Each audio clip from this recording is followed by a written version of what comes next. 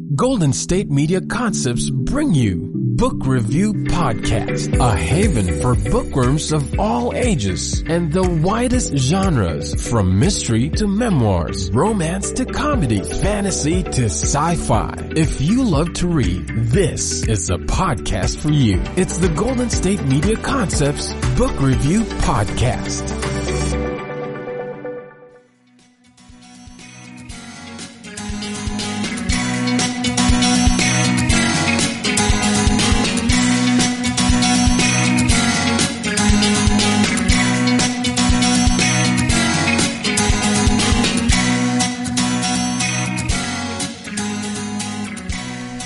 Hello and welcome to the GSMC Book Review Podcast, brought to you by the GSMC Podcast Network. I am your host, Sarah, and I am happy to be with you, but you have probably noticed that last week just sort of fell off the whole map of the world. My sister and nieces are here, which is great, and that was not the reason that last week's interview did not happen. It was a tiny part of the reason. So we needed to reschedule from the original interview date, and then we were going to schedule for Monday or Tuesday.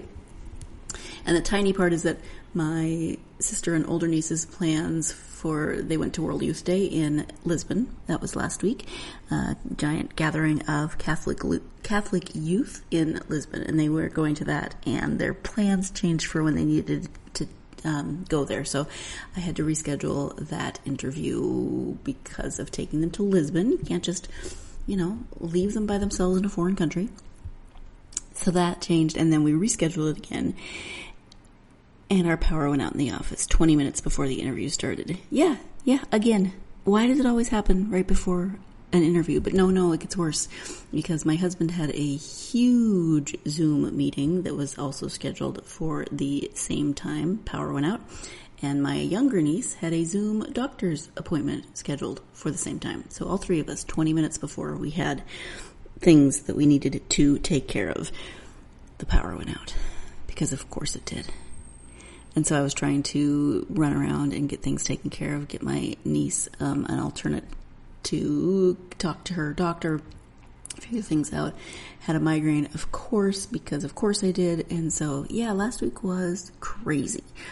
It was also good because I got to spend time with family. If you are ever bored and you have a handy 12-year-old niece around, I highly recommend just going through Snapchat filters with them, because maybe that's not for every niece-aunt combination, but we laugh our rear ends off every time we do it. I mean, there's one that turns you into broccoli. Why? Why do we need to be broccoli? I don't know, but it's funny.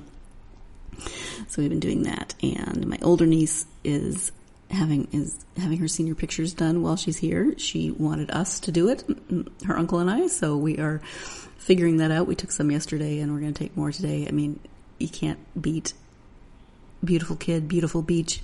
It's got to produce some good pictures, right? Neither of us really know what we're doing, but she is not bothered by that, and she said she wants casual, not professional, so we will see what we get. At any rate, I hope that your last week was good for you, and that you had a good weekend, and that this week is shaping up to be good for you. Let's talk about a book. In fact, the first book in a new series by Andrea Faye. The book is called Suspensions. Let me give you the description of the book. Two things. First, did I say suspension or suspensions? Because it's suspension, not plural.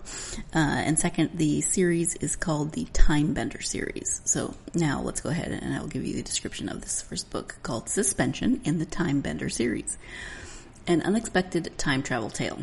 When Carla Thompson falls asleep and doesn't wake up, she is shocked to discover what destiny has in store for her.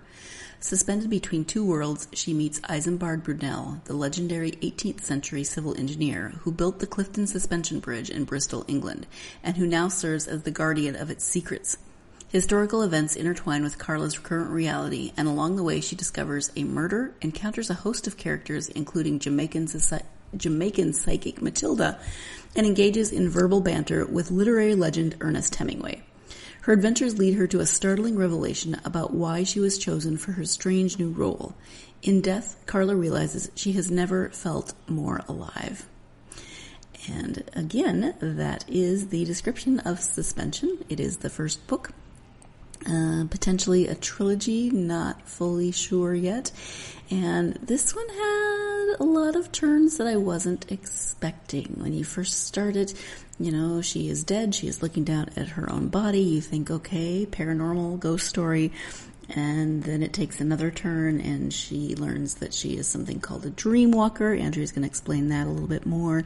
And then it takes another turn and it turns out that she can also, through these portals on the bridge that are watched over by Brunel, she can go forward and backward in time. Not great leaps in this one, although it sounds like in the second book she's going to have bigger leaps going back and forth in time. So a lot of things that I was not expecting, and now I'm very curious about this bridge in Bristol because it is a real bridge, and if I ever make it to Bristol, which I know people there, I should be able to go. I should go walk on this bridge, right? Yes, that's my well, no, it's not. I was going to say that's my next plan, but you know me, I've got 800 million things on my to be visited list. It's almost as bad as my to be read list.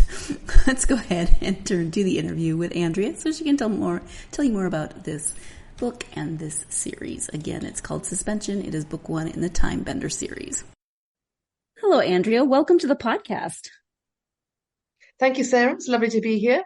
I'm very happy to have you here. I'm excited to talk about your book. This is the first book in a new series. But before we do that, if you could share a little bit about yourself so my listeners can get to know you a bit, that would be great.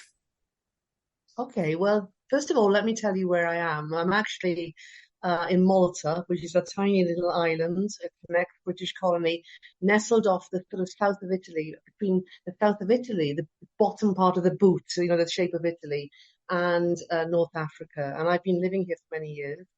I'm actually Welsh. I come from the second biggest city in Wales, and that's Swansea. But I've had like a 25-year love affair with the Mediterranean, and I've lived mostly in the Mediterranean for the last, like it's a quarter of a decade, quarter of a century, I should say. I lived in Italy as well, but I'm currently living in Malta, and I love it. And what can I say about myself? I've been writing most of my life, but I haven't always been a writer, if you know what I mean. I was actually a radio presenter for almost 20 years in the UK and also in Malta, and that's what brought me here. But I've always loved writing, and in my heart, I always felt that it was writing that was my first love. Wonderful. Thank you. And usually after authors give their brief introduction, I want to ask them a million questions about their lives. Sometimes I think I should just have a podcast where I interview authors, not about their books, but about everything they've done in their lives. But I will refrain, and we'll talk about the book. So it's called Suspension, and it's the first in a new series, as I said. Can you give an overview of the story? Yes, I can. Well, it's called Suspension, and it's part of the Time Binder series, okay? It's the first book that I wrote in this series. And now I think before we go any further, I need to explain what a time binder is. A time binder, we're all time binders, and it's what sets us apart from animals, because we learn from experience and we take things from the past, like the Romans, okay? They gave us roads, they gave us drainage, they gave us so many things, or the Egyptians, they gave us mathematics, they gave us astronomy. So that's time binding, okay? So that's the concept of being a time binder, which we all are to some degree. That's how mankind has moved on, unlike animals who just evolved, okay? And suspension is a play on words, because the book is actually based around the Clifton Suspension Bridge, which is in Bristol in the UK. It was a bridge built by Isambard Brunel. But the bridge also is a portal, so it's suspending the protagonist, Carla, in time. And she can use this portal to travel through time, basically. And she has various like tales and situations that happen to her. She's a reluctant heroine, basically. So yes, that's the idea behind the name Suspension. It was actually quite amazing how I actually came up with a name because I didn't really come up with a name, somebody else did. I'd actually called the book Dead because I couldn't think of what to call it. And I was in Sicily in a farm staying with friends, and we were all crowded around like an open fire, and it was a stormy winter's night. And I was telling this young guy who was staying there, and he was very well read, and I was telling him that I was writing this book and the concept of the book, and he said, well, why don't you call it Suspension? And that's how the name came about. And then I realized it was the idea of being a play on words. As I said, the bridge itself is a suspension bridge, and the fact that also it's a portal that suspends someone in time. Yeah, the name is perfect. And especially because the bridge is almost an additional character, because it plays such an important role in the book. I'm also intrigued by the fact that you included Brunel, the architect of the bridge, as a character. Can you talk a little bit about writing a real person or a historic person into the story, and just how you went about crafting his particular character? Well, I was delighted when I found out about Brunel because I discovered the bridge. The bridge had always sort of, I wouldn't say haunted me, it had intrigued me. Because when I used to fly into the UK to see my family in Wales, I would fly into Bristol Airport and I would travel under this bridge. It's suspended across the Clifton Gorge, but the road to go down to South Wales path is below it. And I used to gaze up at this monumental structure and think to myself, there's got to be a story here. So when I started thinking about the story, then I thought, well, let's find out who built it. I then found out it was Isambard Brunel who built Paddington Station and so many iconic structures in the UK. And, this guy was a genius. He was something like a bit of a rock star in his own time, quite a maverick and a dynamic character. And so it was a delight to sort of incorporate him into the story. And so what I've done is I've taken historical facts and I've woven the story around my characters. So he's in there, things that actually happened to him, like he almost died. He built the Thames Tunnel, which is a tunnel that goes under the Thames River in London. And it flooded when he was about 28. He was one of his first projects. And he almost died. Now, I took that scenario and I wove that into the story. It's a very powerful piece of writing. But he was just great to work with. And I looked at photographs, I watched documentaries about him to try to bring him to life, And he has this quite an interesting sort of love-hate sort of relationship with the main protagonist, who is Carla. I've also got to add, I've got Ernest Hemingway in there as well, because I love Hemingway. And I love his writing, but I like the man. He was such a rebel. So he's got like a cameo appearance in the book as well. And he just likes to mess things up. And, when he first meets Carla, they really don't get on. They don't get along, no. They have a clash, because he's quite sexist and chauvinistic and that dynamic. But as the story goes on, that their relationship builds. And in the second book, which I've just completed, he plays a more important part, actually. I won't say too much, not to give too much of the story away. Right, yeah. Like I said, I've taken real people and I've taken real scenarios and woven them into it. It just made for a more interesting plot. It is time for our first break of this episode. Keep in mind that we have just been talking about historic people in this book. It's not historical fiction, but it does have some historic elements in it. So keep that in mind as we go to break. We're going to be picking up that conversation when we come back. Stay tuned. You're listening to the GSMC Book Review Podcast, and I'll be right back. Golden State Media Concepts bring you the Bible Study Podcast. Reflect and journey the Bible as together we study God's Word and be inspired. Bible study made fun and informative for all ages. It's the Golden State Media Concepts Bible Study Podcast.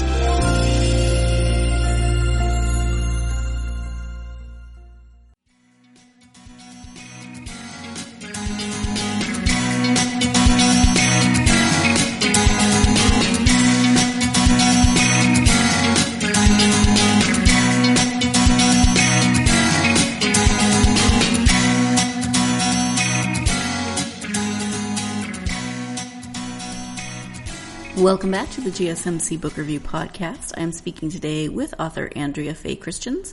We're talking about her Time Bender series, specifically the first book in that series. It's called Suspension. Before the break, we were talking about Eisenbart Brunel and Ernest Hemingway and their place in the story. They are real people, but being written in a slightly different way. It's not historical fiction. Let's go ahead and return to that conversation. Well, and with you are writing historic people, but outside of their own time frame. So you can kind of play with that a little bit because, you know, they're historic people, but you're not writing about them when they were alive during their lives. You're writing about them after their lives. Exactly. Which is, for example, he sort of, with regards to Brunel, he never actually finished the bridge during his lifetime. So it was an unfinished project. And he referred to it as my dear child, his bridge. So he became the gatekeeper of the bridge and the portal. And so I've just, like I said, you know, it was great sort of like poetic license to just be able to enjoy, you know, taking him on. He doesn't actually do a lot. He's fixed at the bridge. It's Carla who travels and has different scenarios that she has to face and people that she has to help. But he's like a stoic character, quite conservative, but you know, he's got a difficult job to do, and she's quite a character. She's quite feisty, and she's annoyed that she's become this unlikely and unwitting heroine. She doesn't want the role, but he has to deal with her as well, you know. So it's an interesting dynamic between them. yes, absolutely. And he's from a completely different time frame than she is. So he has different sensibilities than her modern sensibilities, and she's new to this, he's not. So lots of really fun things to play off of. Absolutely. It was a lot of fun to write it, actually. I must say, I did enjoy writing it. Sure. Can you talk a little bit about what was your jumping off point for the series as a whole? What popped into your head and you were like, yes, I want to write a series about this concept?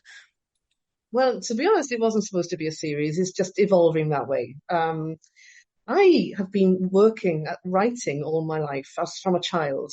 Okay, I was, you know, in my bedroom. There was a box under the bed, which now became a computer file, and I've got lots of unfinished stories. And I thought it's about time. I was working as a freelance writer, writing for magazines and different publications, and I thought it's about time that I actually write a book and finish it.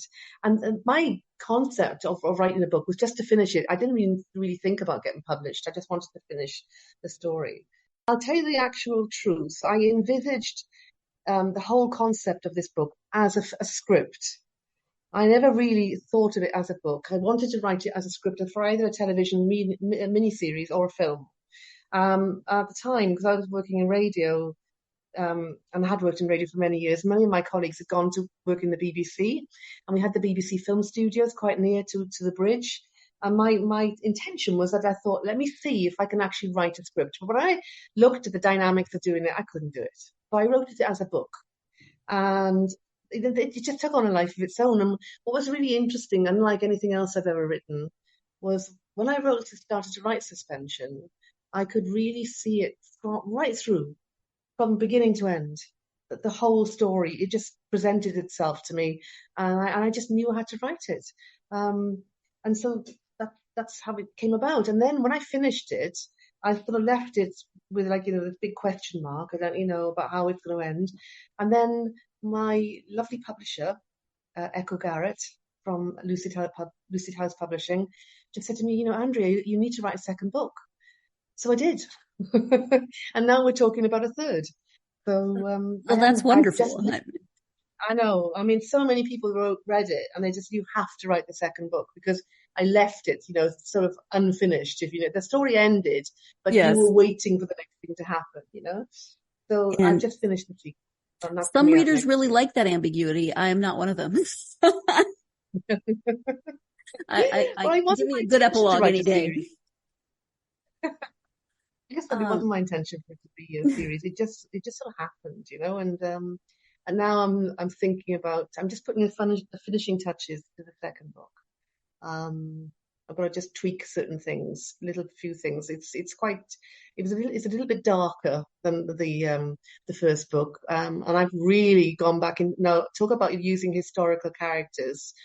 In the second book, I've taken that concept further, and I won't say too much, but she ends up going to 17th century England, and then she ends up in medieval Germany, and then she's catapulted into the future. Wow, So that would be fun there's to write. obviously no historical people. No, there's no historical people in the future because that's my imagination. But she's using real people from history. In the first the book's got like 3 parts to it, sequel, and so then yeah, it was fun. And so initially, when we meet Carla and she's found herself cast in this new role as a dreamwalker, kind of guiding other people through their afterlife in some ways. Again, Yeah. I never want to give too much away, but what made you also decide to include the element of time travel within the story? Well, I like the idea that, that people have unfinished business, and that, ideally, if there is unfinished business, that should be completed before someone passes on to whatever their version of heaven is. Okay. And so obviously to sort out the different scenarios that she meets along the way, it's necessary for her to travel in time. It might be just a few weeks. It might be a week past. There's not large scales of time travel. With some of the situations, she literally will just travel back a couple of weeks in time, or she'll go 6 weeks into the future. It's not like she's traveling decades or anything like that. She's just trying to help these people conclude their stories, because all the people that she sort of encounters have died quite unexpectedly, and there are things in their lives, in their life story, which they need to understand so that they can pass in peace. So she time travels to help them find closure, basically. We've talked a bit about Carla, but what about her as the main character in this story do you think is going to resonate most with readers? She's not perfect. In fact, she was borderline depressed. She's like a 31-year-old English teacher who's divorced, and she's quite brokenhearted still over the marriage, the failure of her marriage. And she'd gone on like a hiatus to France to sort of get herself together. She comes back and she's slowly sort of nestling into this slightly depressing, sad, little lonely life in a really little broken down flat with her little dog. And then unexpectedly she falls asleep and doesn't wake up. And as I said, she doesn't even realize in the beginning that she's died, and she finds out that she's part of a long line of women who have this destiny, this to die at 31 years of age. It turns out she actually even goes through her own autopsy. I don't want to give too much away, but she goes through her own autopsy. Writing that was grueling, because I watched autopsies on the videos of them, and I read about them to get a real feel of how to write it. But she found out that she had a congenital heart defect. I also need to add something else, that she's a redhead, and she has heterochromia. Well, what I mean by that is that she has 2 different color eyes, a red eye, a brown eye, and a blue eye. And that was my grandmother. That came from my grandmother was like that. And that's a sign of basically being a dream walker. And that's what she is. She can walk between the living and the dead, and she can communicate. She can communicate with living people when they're in a deep state of sleep or whatever, and she can communicate with dead people, the ones that cross her path, to help them finish their stories. And she's come from a long line of these dream walkers throughout history, and she's annoyed about it. So she's not happy. She's very real, in the sense that she's a reluctant heroine. Put it that way. Yes, I think she's very human. Yes, absolutely. Yes, definitely. Now, I will say that I was upset on behalf of the dog who got left when she died, and this. Yes, I know he's not a major character, but I was still sad for the dog. Just throwing that out there. Yeah, but he went to the landlord, and that's a real story. I was living in a flat, and I had this lovely landlord, and unfortunately he's passed away now. And he had a dog, and we both had dogs, and our front doors were right next to each other. So a lot of it, not everything, but a lot of what I've used, it happened to me, or it happened to friends of mine. And poor Buster, yeah, the Buster is actually called Buffy, and she's a little female dog. But I turned him into a male, and I gave him the name Buster in the story. There's a lot of truth in there, things that have, and maybe that's why she feels so real. I don't know. Yeah. Well, and you mentioned before we started recording that you, and during the recording actually, that you lived in Sicily, and there is one character who's also from Sicily. So it's clear that you take bits and pieces from your life and kind of incorporate them into your writing, right? Yes, I do. I've done that. In fact, the character you're talking about is Sabrina, and that what happened to Sabrina actually did happen. It's a true story, but she wasn't. She was a young Sicilian girl that had come over to Malta, and she got killed very tragically on a scooter. So I took that story, and I remember being so sad. This is about 8 or 9 years ago, being so sad that a young life, a 26-year-old girl, could just have her life snuffed out in an instant, And that story stayed with me. And then when I started to write Suspension, and then Sabrina came to me as this character, that I used, that's how she met her end, was this terrible accident that had actually happened in Malta several years before. I just took the same scenario. But I took it obviously over to the UK, and that's what writers do. I think we're like, we were like sponges, and we pick up things, and then we sort of twist them and turn them to make them fit into stories. Well, that's how I work anyway. Sure. Yeah, absolutely. Makes sense.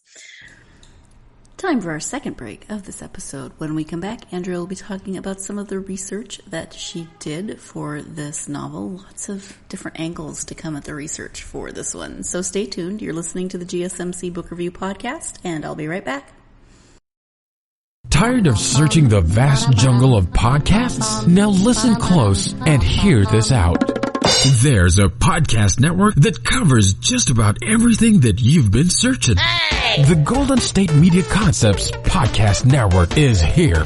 Nothing less than a podcast bliss with endless hours of podcast coverage. From news, sports, music, fashion, cooking, entertainment, fantasy, football, and so much more. So stop lurking around and go straight out to the Golden State Media Concepts Podcast Network. Guaranteed to fill that podcast itch. Whatever it may be. Visit us at www.gsmcpodcast.com. Follow us on Facebook and Twitter, and download us on iTunes, SoundCloud, and Google Play.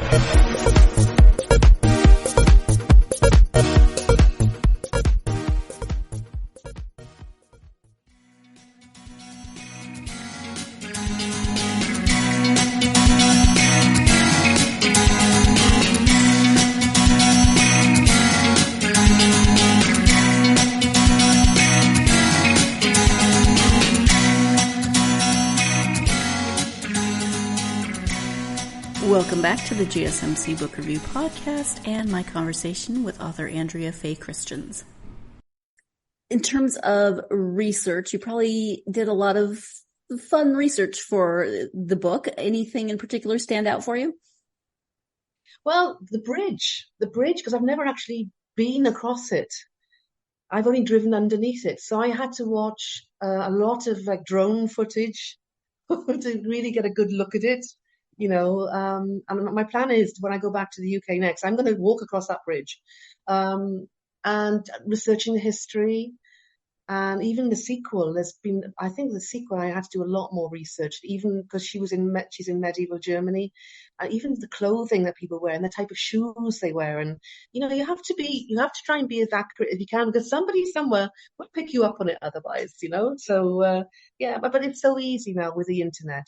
Things are much easier than they were years ago. So in that respect, it was fun. It was enjoyable. I guess the whole experience for me was just fun, and I never actually thought about getting it published. That could have happened accidentally later on, I love that. But it's true about the research, because even 20 years ago, you would not have had drone footage of a bridge that you've never walked on. So it's really amazing. Yeah. Yeah, How about, well, it makes life a lot easier. yeah, it does. Your characters are wonderfully brought to life. When you sit down to write characters, whether they're main characters or secondary characters, do you have a really good picture of them in your head, or do you kind of let them evolve as you write? They evolve as I write, and sometimes I take little quirks of like this. It might be the way that somebody holds their fork, or if they smoke a cigarette, the way they smoke a cigarette, and I try, and then that person will, some of my characters are so real. For example, Billy Lamps, who's the taxi driver in the book. I loved him so much. He doesn't exist. He's not based on anybody, but I've taken him into another book I'm writing because I like his character.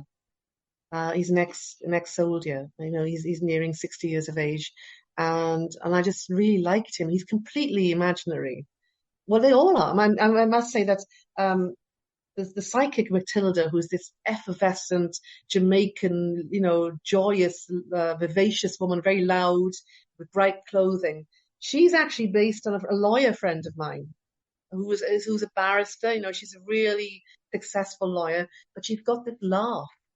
And when she walks into the room, she just commands the room and she's got this great sense of humor. So I took that aspect of my friend, my lawyer friend, and I wove that into Matilda, who's the psychic. And that's what I do a lot. I take aspects of people and then weave them into characters. But there's nobody really based on anybody in particular. They're all composite, characters apart from the historical ones. Sure, makes sense. What is it about this type of writing? It's a little paranormal, it's a little supernatural, it's a little sci-fi. What is it about that draws you to writing within that genre? I don't know. I don't know the answer to that question because I've never written anything like this before. It's quite unlike anything I've ever written before, and it's not even a genre that I particularly read. I just wanted to create this story around the bridge, and as I said to you, I saw it as a script. In fact, especially with the second book, which is called Happenstance, by the way, it's very cinematic, and um, I don't know. I really don't know the answer to that question, to be honest. It just happened. It's like the story took on a life of its own, and I was just channeling, Yeah, channeling the story from somewhere else. it really sounds as though this story needed to be told and you needed to tell it. Yeah, maybe. Yeah. So there's two currently and potentially a third. Are you going to continue the series until you feel like it's reached its natural conclusion, or do you have an arc in mind? I think it will finish at 3. I'm not planning to do, and I haven't got a clue yet what the third story is going to be. I've got some ideas, and I just want each story I don't want there to be repetition, and each story has different time scales and different challenges. But I've literally just put down at the pen what I've just, sort of, I'm dusting off the sort of the final draft of the second book. So I'm just putting that to bed and just sort of coming to terms with that. And then I'll probably do lots of dog walking because that's what I do to get my inspiration. And then a few weeks later, I will probably start to sit down and really think about the story, and the twists and turns and things. A lot of people like some of the characters, and I know that maybe there's a character, for example, which I haven't brought back in book 2, which maybe I'll bring back into book 3 because people like them, they become fond of them, and so it'd be a way to revisit those characters.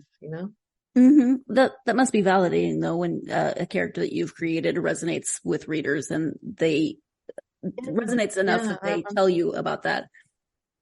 One of the reviews, I've had so many people say, I like that, like somebody like Sabrina, somebody like Matilda. I had another one the other couple of days ago, and they mentioned another character. I can't remember which one it was now. And they said, I really hope that she's in the next book, and she's not. But I may put her in the third book because she's a great character, very colourful. Mm-hmm. I can't remember who she is. It was just my brain's a bit fuzzed out at the moment. But yeah. It's the thing is when you're doing this type of writing, you've really got so much freedom. Like I said though, it's not a genre that I'd ever thought to write. It just happened. I'm also writing something completely different. It's a book called Chemo Club, and that's about cancer. But it's not a memoir or anything like that. Even though I've had cancer myself, I've had breast cancer. It's a book about a collection of people who, unfortunately, have this illness, and how their respective stories of people around them behave. Now, that's a completely different style of writing. And I'm halfway through writing that, so I'm co-writing that at the same time. But I was speaking to my publisher, and they said to me, look, prioritize these two books now for now, because they didn't want there to be too much delay between the first and second book. And I've got people, in fact, messaging me on the Facebook page saying, when is the second book coming out? So, I needed to deliver that for the people that are waiting for it. Yeah, readers are not patient when it comes to wanting the next book in a series. I realize that. Yes. I realize that. Absolutely. You said that you have been writing pretty much your whole life. What prompted you to decide, what was that final impetus that said, you know what, I'm going to write this and maybe try to publish it? Well, I just wanted to finish it. It wasn't really about publishing. It was about finishing it. I actually started writing Suspension in 2015, and I was working as a freelance writer from home. Obviously, working on my own, working for different magazines, and I really was very disciplined. I approached it like a working day, and I would work from 9 to 1, when my brain is at its best, and often I'd have a bit of free time and I would be working on it, and then I put it away, and I put it away for a couple of years. Life got between me and the keyboard, if you know what I mean. I had a lot going on. I moved countries. And then I was recovering from my breast cancer. I'd had surgery, and I had plenty of time on my hands. And I thought, let's finish this story. So I did. And that was that. And I was delighted that I finished it. And it was during COVID. That's when I actually finished it. And then I went to a ladies' lunch in Sicily with some friends of mine. And there's a lot of Americans and a lot of Europeans that moved to Sicily. They buy second homes there. It's a great place to live. And I went to this lunch, and I met this lady called Marcia Williams-Skaggs, and she said to me, my friend's got a publishing house. Because of course, we over the prosecco, we started talking, and I know my other friends said, "Oh, Andrea's a writer," and of course, people are always fascinated by that. And so they asked me about the book, and I told them about the book, and they were fascinated. And Marcia contacted her friend, which was Echo Garrett of Lucid House, and that's how Echo got in contact with me a few days later, and they asked to see the manuscript, and I was like, oh crikey, I barely finished it. I had to tidy it up, and so I sent over the first 5 chapters. Then about a week later, I sent the next bunch of chapters over, and about 3 or 4 weeks later, they came back and they said, we love the book, we want to publish it. I couldn't believe it, So it was just like a dream come true. I never thought I would get a deal, but I did, and haven't looked back since. I've just been very lucky. Yeah, that's wonderful. Time for that final break of the podcast. When we come back, Andrea is going to be giving her advice for people who are thinking they might want to write. So stay tuned. You're listening to the GSMC Book Review Podcast, and I will be right back. Golden State Media Concepts Sci-Fi Podcast. Together we dive into the world of sci-fi and science fiction. From episodes of Star Trek, Star Wars, to The Walking Dead, Resident Evil, all the hot new science fiction movies from the back doors of Marvel or DC. The Golden State Media Concepts Sci-Fi Podcast. You'll never look at science fiction the same way again.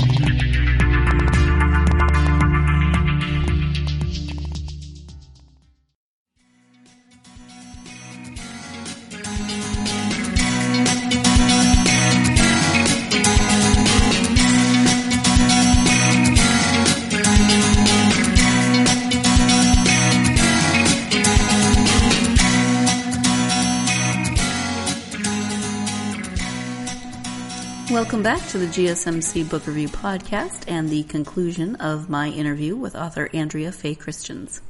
If someone were to ask you about your writing and say, I have this story idea, what advice would you give to a potential aspiring author? Okay, well, that's a very good question. I would say believe in yourself. and write. Just keep at it. The number of times when I was writing Suspension, I lost heart and my finger hovered over the delete button because I thought, oh, this is just rubbish. I'm not writing anything good. It's just believing. And obviously to see the reviews that I've got, and I've won some awards with the book as well, has really given me sort of like belief in myself. So it's just to stick at it, hone your skill. You know, we're always working. I'm a better writer now than I was 2-3 years ago. I hope in another 2-3 years I'll be a better writer again. And just find somebody that you trust to tell you the truth and get them to read your work and tell them and to tell them to be brutally honest of what is missing or whatever, because that helps as well. But somebody that really, wishes you well, not somebody maybe that's a bit jealous of you or something like that. We've all got our good friends that we can ask, say, look, do me a favor. Can you just read this and tell me what you really think? And I had a friend that did that. And he pointed me in the right direction and pointed out some things, some anomalies in the script that didn't work. And I listened to what he said and I made changes. So I would suggest that just to keep at it, believe in yourself, and find that special person that you can trust and bounce off them and sort of listen to what they say and follow your heart. Mm-hmm. Well, and nobody likes criticism, especially something that's so personal to them that they've written. But I know that it's so easy to become so immersed in your own work that you can't see the pitfalls. Yeah, definitely. I particularly felt that writing the second book. Because the second book, when it came back from my first draft being sent over, they came back and they said, listen, you're going to have to make some serious changes. And I sulked, all right, for about 3 weeks. I literally, like a child, threw my toys out of the pram and I sulked. But then I sat down and I looked at what they'd actually said to me. And I thought, they're right. It doesn't make sense. And so I needed to rewrite quite some substantial parts of the second book, and now I'm happy with what I've done, and the book is better because of it. But it's hard. But if it's coming from the right place, that criticism is constructive, and it's got your best interests at heart. And sometimes it's hard to take it, but you just got to man up and say, okay, they mean well. They're trying to help. We've all got the same purpose here, to get a good novel out there, and so you just got to take it on the chin. And sometimes a good sulk is necessary before you move on to the next step. Being honest. Yes. You said you don't often read sci-fi necessarily, but when you take time to read for yourself, who are your go-to authors in some of your favorite genres? I spent a lot of time reading biographies. That's something I really read. I haven't got a particular author. I like well-written books. And I've got a really bad habit. If I start to read something and I don't like the writer's style, I won't read it. And it can have the best reviews. I just like books that are well-written. So sometimes I read relatively unknown authors, and sometimes I think, wow, that's brilliant, And other times, there's been a lot of hype about a particular book, and you read it, and I'm sorry. That's just marketing, good marketing, and the book isn't anywhere near as good as you expect it to be. So I can't say there are particular authors. I'm a bit of, it's a bit of hit and miss, really, to be honest. I read profusely as a child. I was a naughty child. I was always outdoors and riding bikes and ponies and all sorts of stuff. But I read a lot. I must have read most of the local library. And I think that's where my love of literature came from. Definitely, yeah, it came from that. But I actually don't read that much now because when I write, it's like I've done something worthwhile with my day. It's like it's feeding my soul. It feels like it's my purpose. So whenever I can, instead of reading, I'll be writing. If I've got enough energy to read, I've got enough energy to write or to think about my characters. So it takes a lot of my time, and I enjoy it.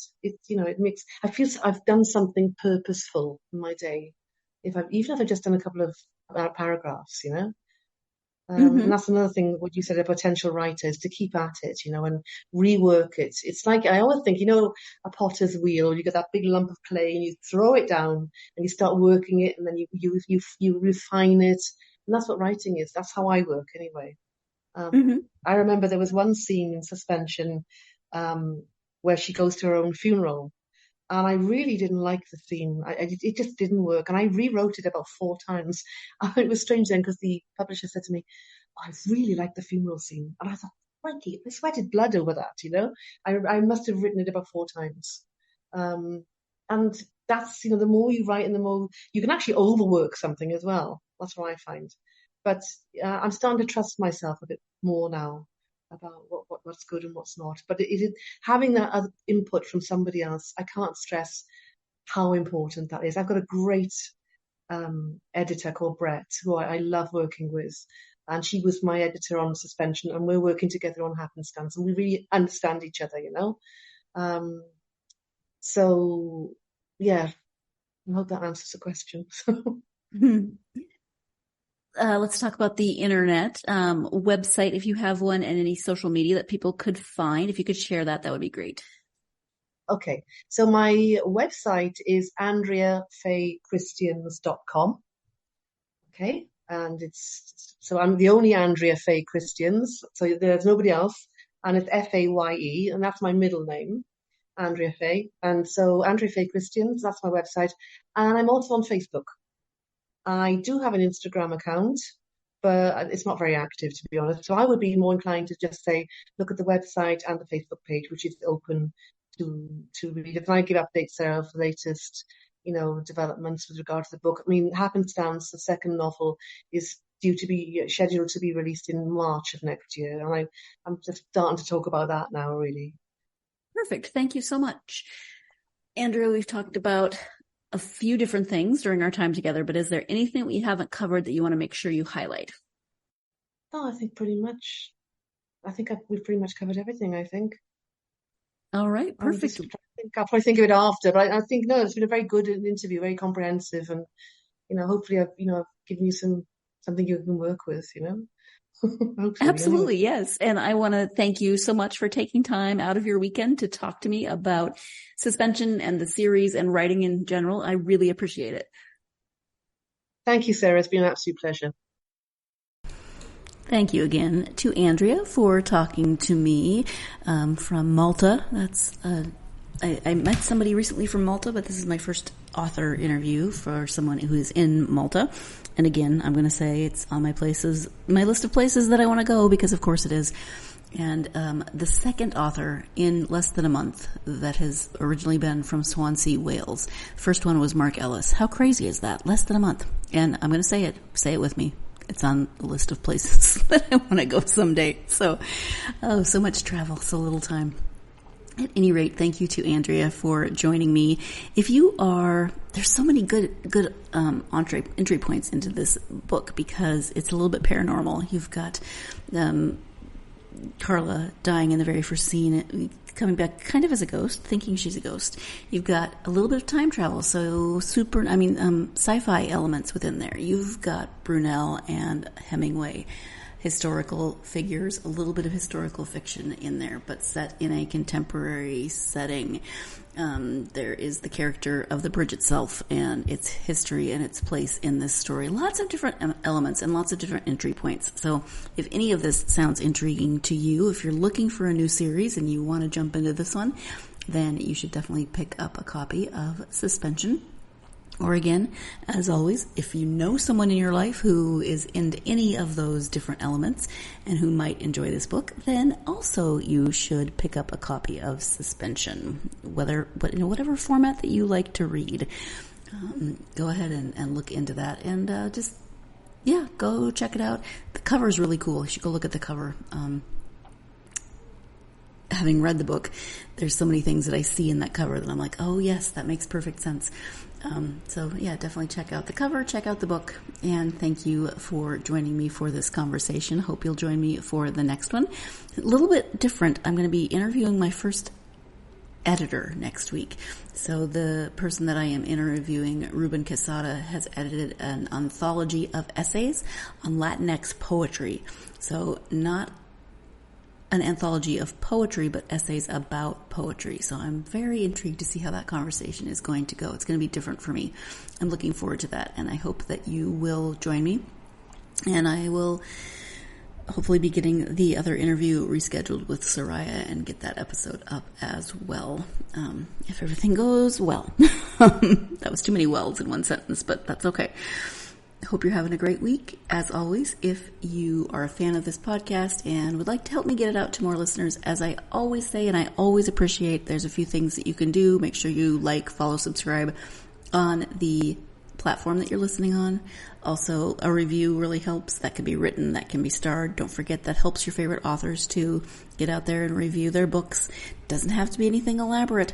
Just get something in the review section, because that helps people find their books and it helps people find this podcast. So thank you in advance for any of that. If you're on social media, you can find the podcast on Facebook, Twitter, Instagram, and TikTok. Love hearing from you. Come find the podcast. Come hit me up with your questions or comments or whatever you have.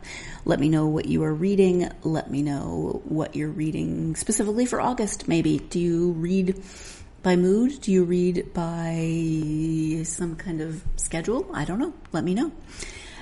Again, I hope you're having a great week, and I hope that you are reading during that great week. I always hope that.